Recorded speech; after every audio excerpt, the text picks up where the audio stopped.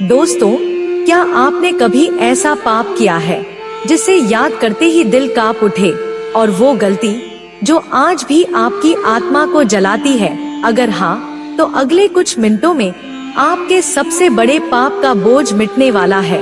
Video पूरा देखिए और अगर अच्छा लगे तो लाइक करना न भूलें और हो सके तो इस किताब को जरूर पढ़ें। शायद ये आपकी सोच हमेशा के लिए बदल दे। लिंक डिस्क्रिप्शन में है। तो चलिए वीडियो शुरू करते हैं। महाभारत का 10वां दिन था। युद्ध भूमि पर पितामह भीष्म तीरों की शैया पर लेटे थे। आसमान में गिद्ध मंडरा रहे थे और चारों तरफ सन्नाटा था। सूरज ढलने वाला था और पितामह अपनी आखिरी सांसें गिन रहे थे। तभी चुप्पी तोड़ते हुए कदमों की आहट आई। धूल के बीच पीले वस्त्र चमके और मुस्कुराता हुआ चेहरा, वो थे श्री कृष्ण। जब कृष्ण उनके पास आए तो भीष्म ने भारी आवाज में कहा, हे वासुदेव, आज मैं आपसे एक बात साफ साफ कहना चाहता हूँ। मैंने जिंदगी भर धर्म निभाया, लेकिन आज समझ आया कि मैं ही सबसे बड़ा पापी हूँ। श्री कृष्ण मुस्कुराकर बोले, हे पितामह, आप धर्म के मार्ग पर चलने वाले, तप करने वाले और इस युग के सबसे बड़े वीर हैं, फिर भी खुद को पापी कह रहे हैं।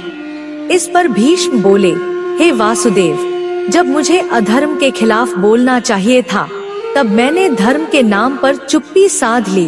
मैंने कौरवों की गद्दी की रक्षा की, पर प्रजा की रक्षा नहीं कर पाया। मैंने शपथ को धर्म मान लिया, पर सत्य को अनदेखा किया। जब द्रौपदी का अपमान हुआ, तो मैं सभा में खामोश बैठा रहा और आज समझा कि अधर्म के सामने मौन रहना सबसे बड़ा पाप है। श्री कृष्ण बोले, हे पितामह, आपने मान लिया कि आपने गलती की, यही आपकी महानता है। लेकिन याद रखिए, सच्चा धर्म सिर्फ व्रत और शपथ नहीं होता, बल्कि न्याय और दया भी होता है। जो अपना कर्तव्य जानते हुए भी चुप रहता है, वह भी पाप का हिस्सा बन जाता है। आपने अपनी प्रतिज्ञा तो निभा ली, लेकिन लाखों लोगों की जान चली गई। भीष्म दर्द भरी आवाज में बोले, तो क्या मेरे सारे यज्ञ, व्रत, तब सब बेकार हो गए माधव? श्री कृष्ण बोले, नहीं पितामह, अगर आज आप ये बात हजारों लोगों को बता दे, तो आपकी सबसे बड़ी पाप भी उनके लिए सबसे बड़ा सबक बन जाएगा। इसलिए आप सही कह रहे हैं, अधर्म के सामने चुप रहना पाप है और सच के लिए खड़ा होना ही असली धर्म है।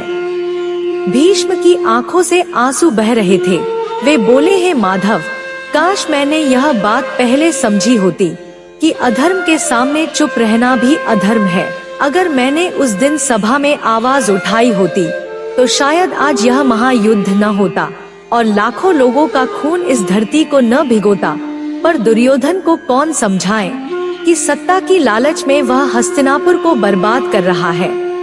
श्री कृष्ण बोले, हे पितामह, जो इंसान सत्ता के लालच में अंधा हो जाता है, उसे कोई भी नहीं समझा सकता, क्योंकि जब कान अहंकार से बंद हो जाए, तो सच की आवाज अंदर तक नहीं पहुंच पाती। दुर्योधन सच सुनना ही नहीं चाहता, वह सिर्फ वही देखना चाहता है जो उसके लालच और क्रोध को बढ़ाए। दोस्तों, एक सवाल है आपसे, क्या आपको लगता है कि अन्याय के सामने चुप रहना सच में पाप करने के बराबर है?